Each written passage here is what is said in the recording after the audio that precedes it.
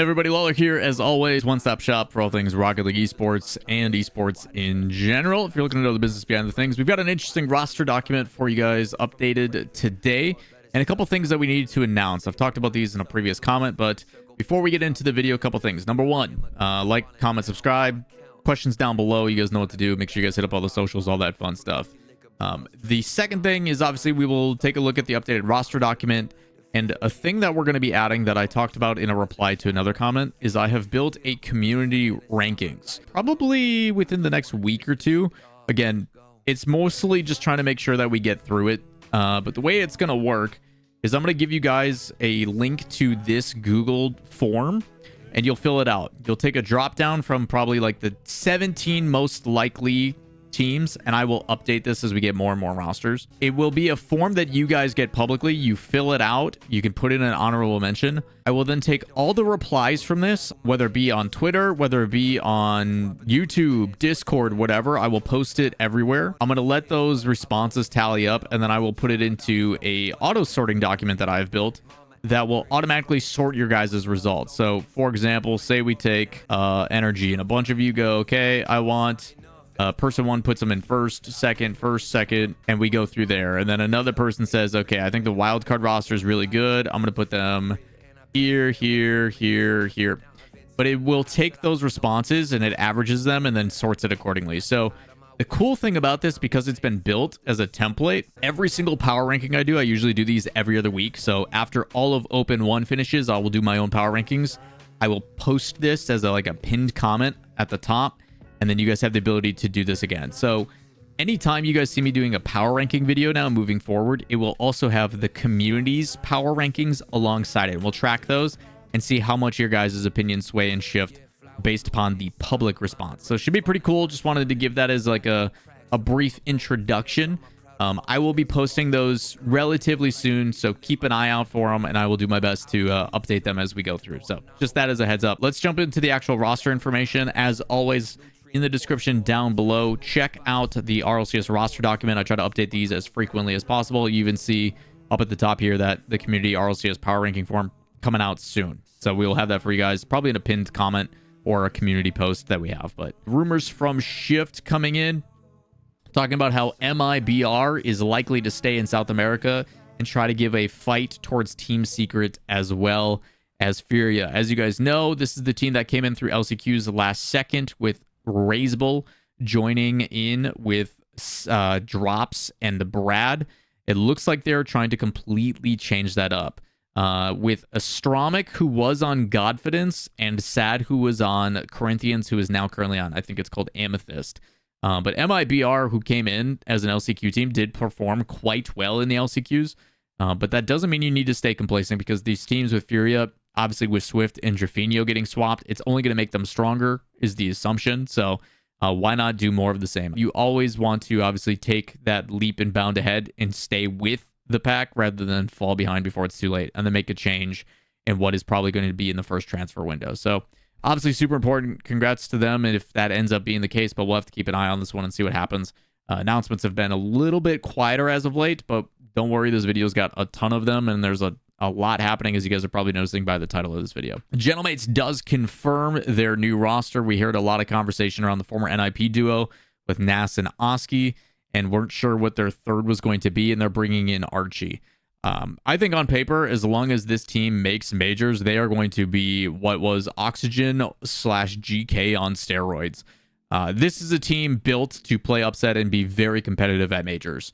There is obviously this overarching narrative of Nas online and what does that mean and how is he going to perform, but realistically, I think Archie has proven that he should be in consideration as a top tier player in EU. Obviously, a lot of people criticized the lack of hours, the lack of attention put in, but I think he's proven that he's been grinding and that there's this newfound love. So you're pairing him with former coach in Snasky, who used to be his coach with Oxygen, so there's a lot of familiarity.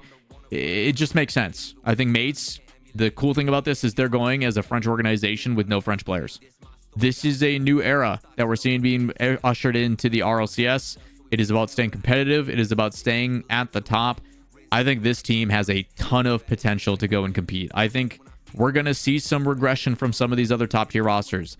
Do I still think K Corp and those teams are towards the top? You better believe it. But do I think the gap is as big as it once was? Definitely not. Makes power rankings almost impossible.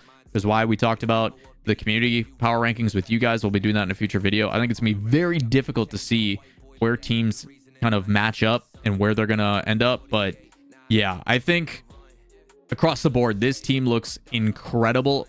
You even see Barkman in chat mentioning, like, how do you drop Eugen?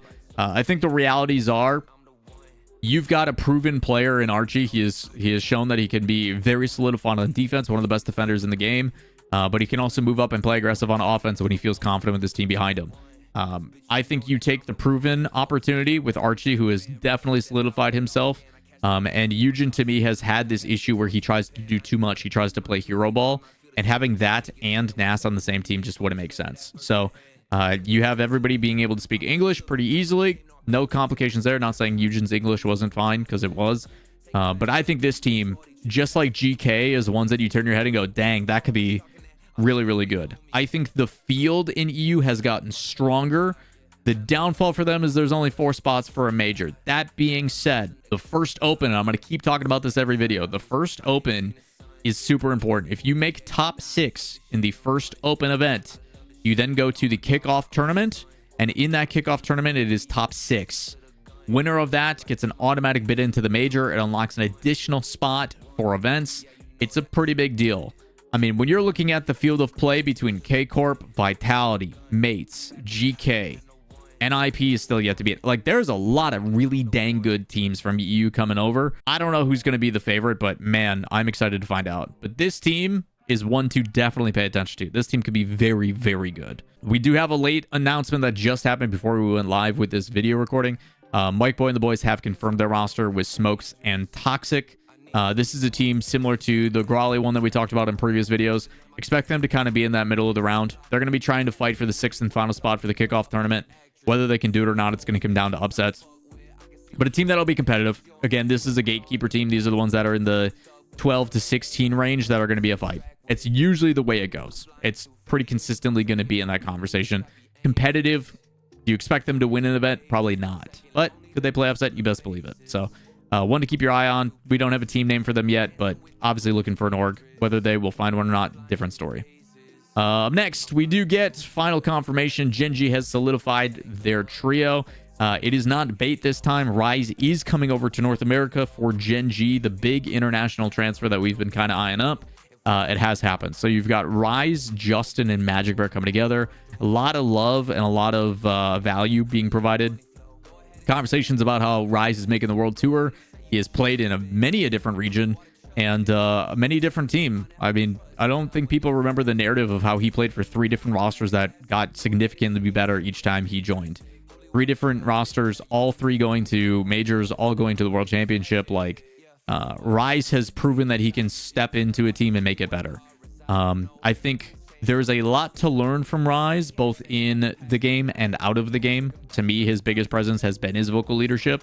If you guys have not watched the documentary about Twisted Minds, you talk about the conversation that he has with his teams. He holds them accountable. He's very direct. That leadership capability, I think, is very important, especially a veteran who's been there, done that. And while I don't think Justin is shy to events, and I don't think MIBR is shy to events, as they've both been to plenty now, I think Rise and Justin together could be a very lethal combination. I'm very excited to see how this one plays out. To me, this does solidify Gen.G as more of a top 4 conversation than being on the outside looking in, especially with the new Shopify, especially with Energy being how good they are, and what is rumored to be the new Space Station as well. So I think Gen.G and Space Station right now kind of fighting for that 3rd spot. We'll see how it plays out, but there's a lot of unannounced teams in NA. But are they going to have the depth that we see in EU? Most likely not, in my opinion. Should be fun to watch over competition, but congrats to Rise finding a new home with Gen.G. Should treat them really well. Next, this is kind of a lot to bite off. I'm going to try to do this in a timeline sense and talk about what is the title of this video, as K Corp is entering a new era. If you guys do not know, obviously the rumors have been obviously Drawley going over to Falcons. So what does that mean for their vacant spot? They are going for Juicy. That is confirmed now. Juicy will be the 3rd with Vatira and Atau. I've gotten to watch Juicy firsthand. He had the same, he was the practice room next to us in Dusseldorf when I was there managing a team. Got to watch him firsthand, got to see how he operated and interacted. Great kid, very, very talented. On LAN is an absolute demon. And from what the reports have been, Atao and Vatira talked about if they couldn't get Drawley, Juicy was next on their list. So while that was removed by a year, it is now, hey, you are our next up. We got you. So Atao and Vatira very keen on having Juicy, and rightfully so. He is very talented. I don't think he's ever had the opportunity to have as solid as a roster around him as he does now. Not saying his previous rosters were bad by any means, but I do think Vatira and Atao are kind of good. So will this be enough to get Vatira finally lifted a trophy? We'll have to wait and see. I think this is definitely a good move from them based upon availability, and one that I don't think many people expected. But they do have now their 3, but wait, there is more. So after this was announced, and these are in chronological order, just to kind of tell you how this all went down, we then see Ferra put out a video saying that he is retiring. He's done with Rocket League. He is retiring not only as the head coach of K-Corp, but he is done with Rocket League, and his post shows like all of his moments and memories. From coach to player, he's been doing it for 10 years roughly. Talks about how he's over, and we're like, wait, what? That's crazy. What do you mean Ferra's done? Like, Ferra, why would you, after the success you've had, take a step back? I recommend watching these videos. They're a little bit long. We're not going to put them through the entire video, but he kind of reflects on his career. He talks about thank yous to this and that, new projects and ambitions. And we're like, okay, we're excited to find out what that is. Shortly after, you then get his replacement, which is Extra. Extra, if you guys don't know, obviously with BDS for about 5 years, was in contract jail for a little bit, helped out Nico and Juke and those boys in the LCQs, being 1 game away from actually playing upset to the NIP roster that ended up making it with Nasanoski and Radosin. But Extra, obviously very familiar with the spot, so we were curious to see on how that was going to be the replacement, but they did not waste much time in saying who was replacing Ferra. Very excited to see Extra jump into a role with yet another pretty high profile position. So pretty dope for him. Very happy for him. We then get a follow-up video, and these by all means happened like 5-10 minutes after each other. So it was like, if you were paying attention to Twitter when these came out, it was like, okay, 110 you get Juicy, 115 you get the fact that Ferra's retiring, 120 you get the fact that Extra, 125 you get, it was just one thing after another. It was like an overwhelming amount of social media presence from basically the K-Corp situation. Very intelligent from their marketing team to make sure that it was just like one thing after another. Long story short, though, in this video, Ferra talks about how he's taking a new position with K-Corp. So while, yes, he is retiring from Rocket League, he will no longer be part of the like club scene or any type of organizations. He is taking a promotion, in my opinion, with K-Corp. What is the promotion? What does it entail? Long story short, he is going to be the coach of all the coaches. Think of it as like he is going from manager to senior manager or director type position. His new role is he is going to be, and I can play this, is he is going to basically be overseeing all of the staff and the coaching management side within K-Corp, which makes sense. I think it's something to be said, and I've gotten very blessed to know, I've been lucky to know Ferra through all the years and kind of see him grow and develop. He's always been very curious. He's always been very intelligent, level-headed. He's not afraid to state his opinion, as you've seen anytime he criticizes Rocket. Like, he holds people accountable and is doing it in a way that there's a good posture and a good like mentality to it as well. For an organization to recognize that and then reward you for that by basically saying, here's more responsibility, here's a title change, here's this and that, I think is absolutely fantastic for not only him, but also longevity in his career, a little bit sustainability, because I don't think K-Corp's going anywhere. So for Ferra, it is a lot more responsibility. It's a lot more pressure, but I think he is one that's going to live up to that challenge. So he is going to be helping develop and coaching all of the staff for all of the teams within K-Corp. So I don't know what the title is. I don't know if it's like a operations type thing or what it entails, but long story short, he's going to take his experiences as former pro, former coach, etc., and say, hey, I'm going to help their Valorant team. I'm going to help their Rocket League team. I'm going to help their Counter-Strike team. I'm going to help their...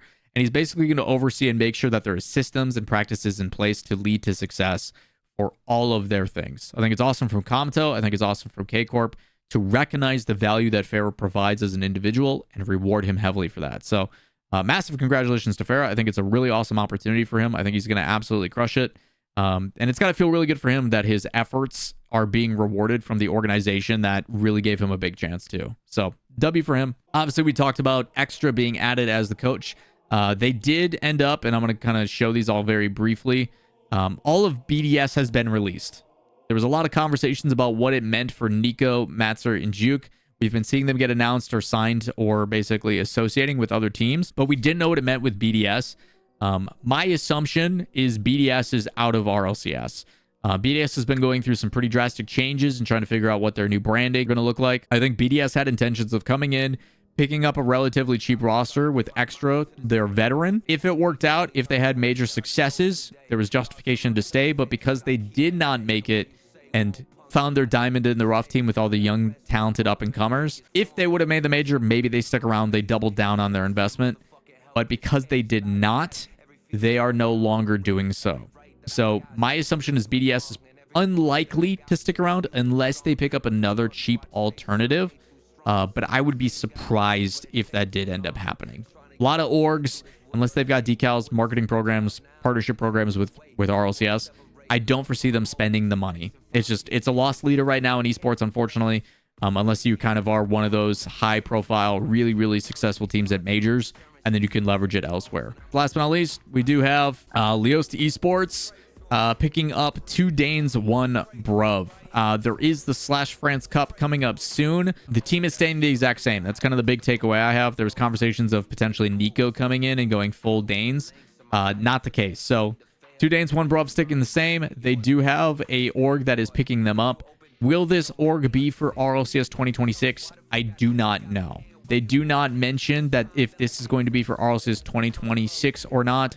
As of right now, it is just /France Cup or Copa de France. I talked about this starting on the 15th. No clue on if they're going to be for 2026, but as of right now, it is just the one thing. So that being said, a lot of updates, a lot of things kind of all over the place. I'll do some editing to hopefully simplify, make it cleaner, but that is where we are at for latest news. A lot went down this weekend, a lot of confirmations. We talked about how that's going to be the case as the season is literally a month away. We are 1 month from RLCS 2026 starting in November on the 14th. So a lot of movement, a lot of things going to be solidifying hopefully within the next week or two. I'll try to keep you guys up to date on all things going on. But yeah, some pretty big contenders coming in, some pretty big names, and some pretty big transfers, like Rise finally going to North America. Either way, that is what I've got for updates and roster updates for you all. If you guys do have any additional questions, comments, concerns, let me know down below. If you guys want more information, check out that roster document. There is a lot on there now. I'm gonna have to clean it up a little bit here before I head out of town again. Either way, as always, if you guys enjoy the content, like, subscribe, notifications, hit me up. We'll see you in the next one. Peace.